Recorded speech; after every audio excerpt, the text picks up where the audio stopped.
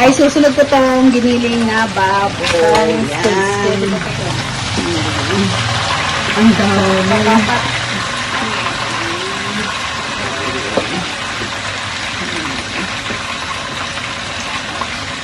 Tapos niya, lalagyan ko siya ng paminta at asin para may lasa na siya. Tapos, mag-a-add na lang kami. Isang kutsara. Pinagay ko. Paminta kasi marami siya masyado. Tapos yung asin para may lasa na siya.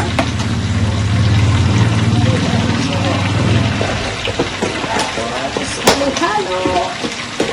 At saka itong dahon ng silaw.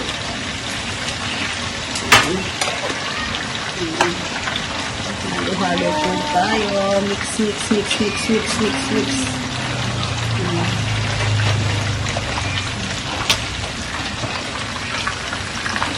Okay.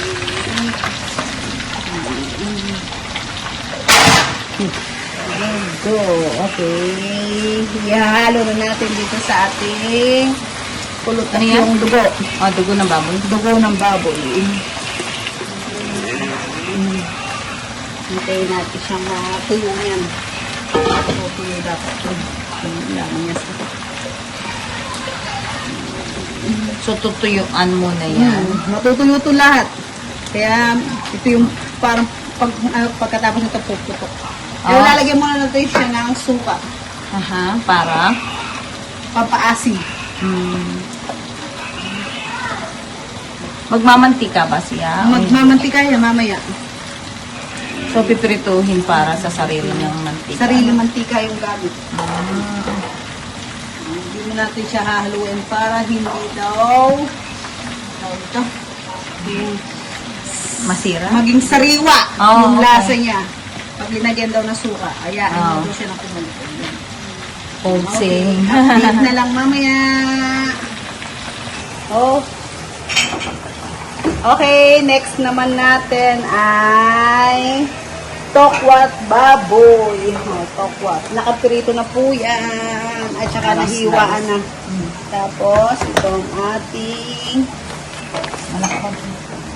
Dami. baboy. Daming laman. Ayan. Okay.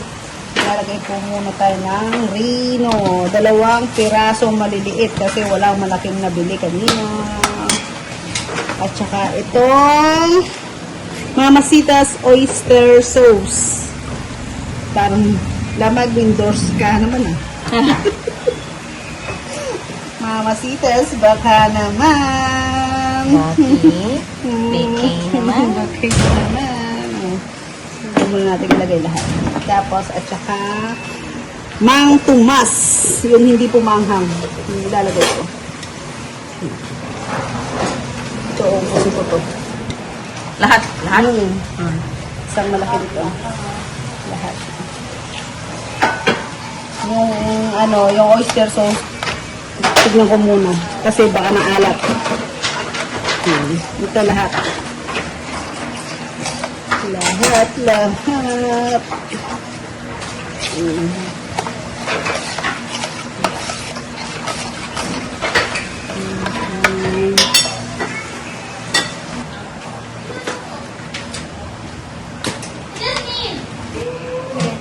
Okay, sibuyas.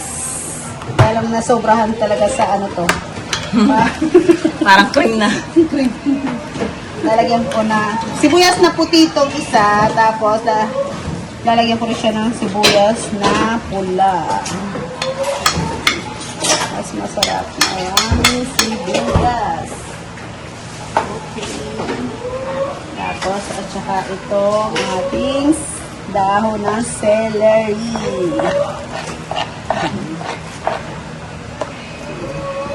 Tapos, at saka sili. Konti lang yung linagay ko para hindi manghang. Halo, mix. Ano? Kalamansi na. Kalamansi. Yung napiga ng kalamansi. Oh, fresh yan. Kaso piniga lang. Tapos nilagay sa jar. Okay. Baka kasi isipin is nabibili yan sa... Nabibili. Hindi. Kalamansi ito na fresh. sige, ayun. Tapos, mag-ano lang ako, add lang ako. Siguro dalang kutsara muna. Okay.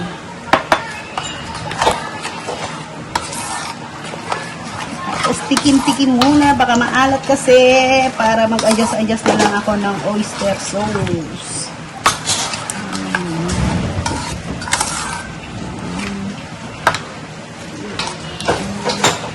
Tikim po natin siyang... Okay na yun. Okay na? Kaya lang tulog siya ng asin.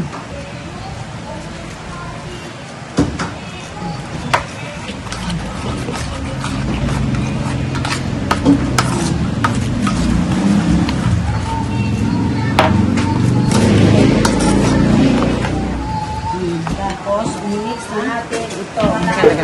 Teka. Mix. Ay, nakawin pa. Nangawit ko eh.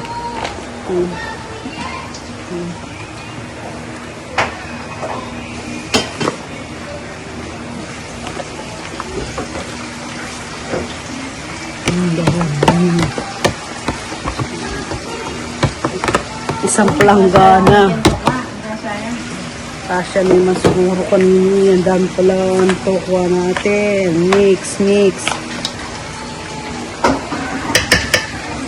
Ano mo na siguro yung pang para isang mix na? Isang mix na. Pagbuhos, Michelle.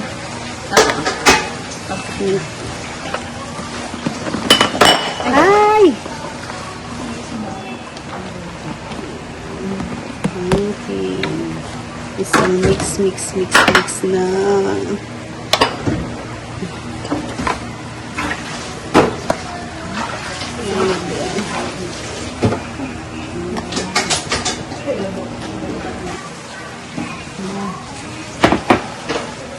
Okay, kulang pa daw yung asin niya. Kaya dapat kulang pa ng dalawang kutsara.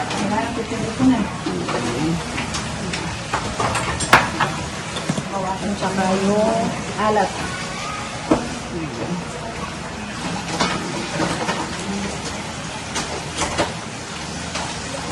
Okay.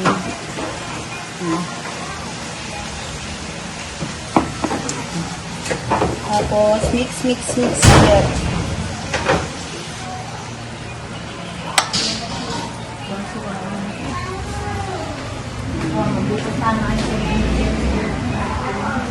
Parang ano po mo? Lama ko ko talaga dito po, baboy. Okay, tikiman time. Okay na, nakatapos na ako ng isa. One down. Amanda. Ayan o. Ang sarap.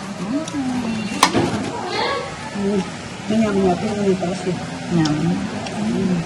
Yan. Ayan. Titikman. Ulit pa ako ng isa. Oh, nakarami oh. Nasarapan. Tikim pa lang. Sabi ko tikim lang. Aba parang dinner na yun. Ayan na po. Hinahalo ko na. Natuyo na yung dugo niya. Hintayin na lang natin siyang pumutok-putok. Magmantika siya, maluto siya sa sarili niyang mantika. Matagal pala yung process. Matagal to. Ito yung matagal na pagluluto. Pero masarap. Masarap siya.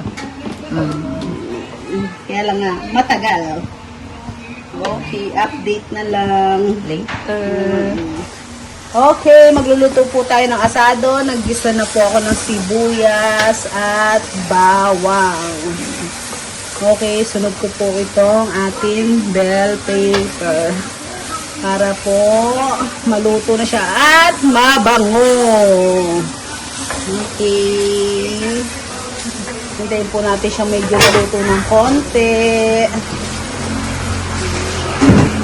Halo-halo. Tapos next ko to, haluin ko to, baka dumikit yung ating pulutok. Puputok-putok. Okay. Halo-halo. itong pinagkuluan ng ating manok.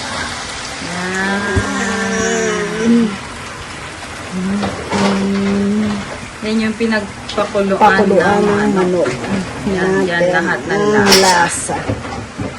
Yum! Tapos, add natin tong ating cheese. Kahit anong klase ng cheese, pwede naman. Pero yung sa akin, Eden cheese. So, Quick melt. hintayin natin siyang kumulo. Ang sarap niya. Nagmamantika na siya. Oh, yung mantika ng manok. Okay, kumukulo na yung ating sabaw sa ating asado. Kaya ibubuhos na natin yung pinilito nating manok kanina. Yan, iwan na po namin sa katamtamang laki. Tapos, halo na lang po ng konti nito. Okay na siya.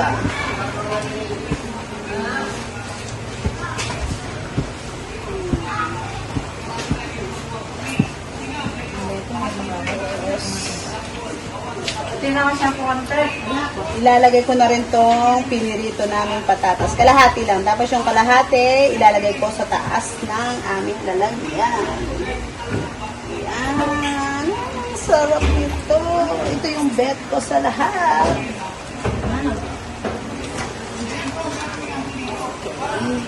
Natin to din, ha? Sige natin, Paul. Tigo. Okay, titikman na natin kung okay na yung lasa niya.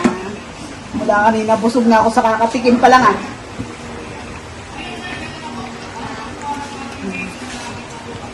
Okay na siya. Okay na! Yummy! Masarap! Nakakarami na naman tayo nito. Okay, ilalagay na natin sa ating lalagyan yung asado. Narito. Masarap. Napaka-creamy.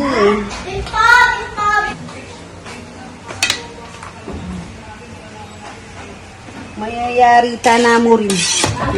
Na? Pupunasan ko lang po itong nagkalat ng konti dito sa ating lalagyan para medyo maganda pong tignan ang ating lalagyan. Okay. Tapos ilalagay ko na po itong natirito. Ay, tinira ko pong patatas para sa konting design lang. Pasensya na, di talaga ako marunong mag-design. Dahil first time ko lang po gumawa ng ganitong pag-vlog. Okay. Pinagprituhan lang po ng ano to, ng manok. Kaya medyo may itim-itim po sila. Sayang naman po yung mantika. Alam niyo naman po, mahal yung mga bilihin ngayon.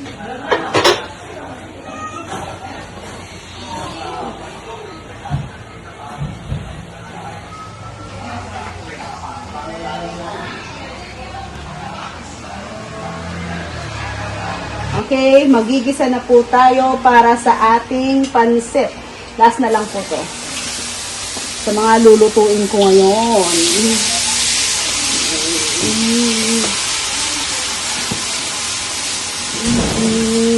Sunod natin ang bawang. Bawang, maraming bawang. Masarap.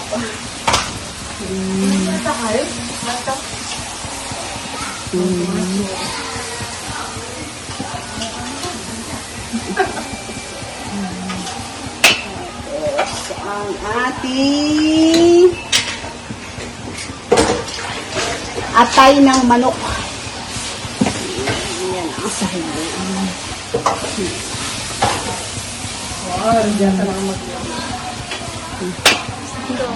Okay. Lalagyan po natin siya ng paminta. At saka asin.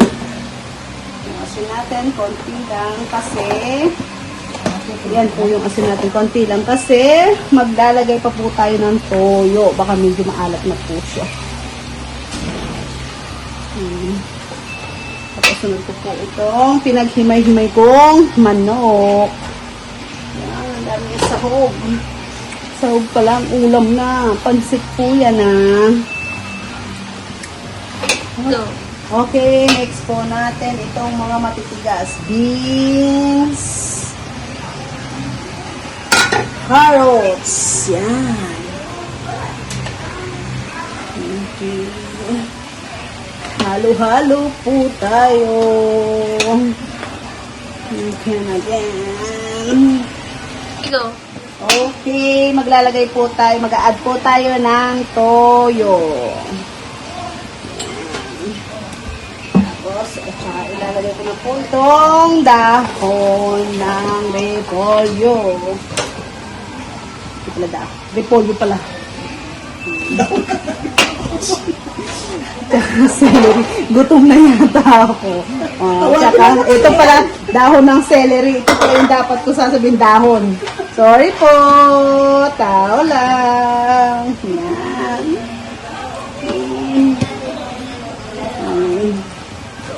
Okay po, papatay muna natin yung apoy. Hahanguin po natin yung gulay.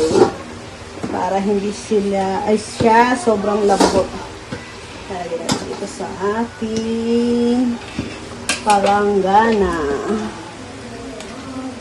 Okay, gulay pa lang, ulam na.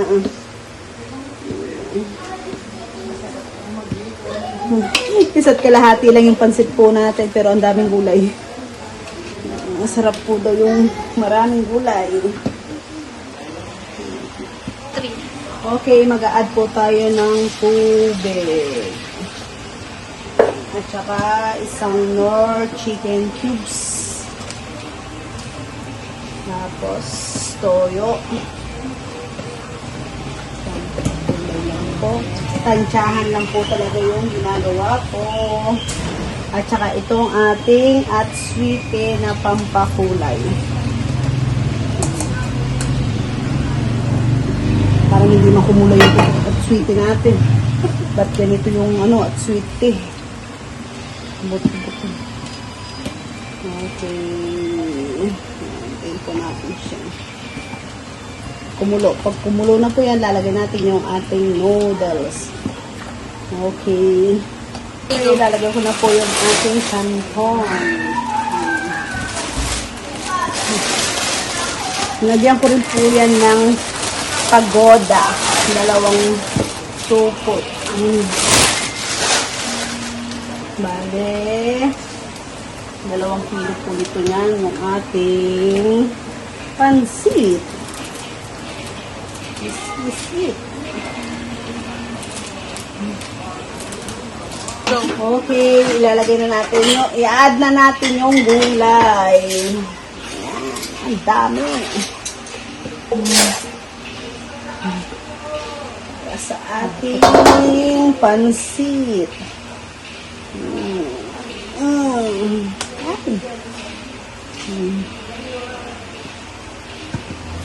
Okay na yan yung ating pansit. Okay, titikman na natin yung ating pansit kung okay na siya. Para titikman.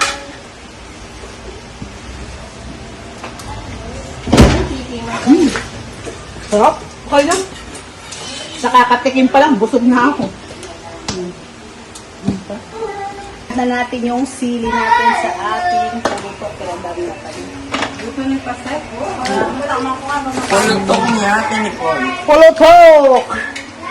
Comment nyo po kung anong tawag nito sa inyo. Pero dito po sa amin sa Pampanga, pulutok. Dahil ito ay pumuputok-putok. Go. Mana natin. Magsharong po ka. Okay ha. Masarap. Tapos na po tayong magluto. Okay, lalagyan na natin ito sa lalagyan. Sa atin na naman. Huwing natin para naman. At ipakita lang mo sa...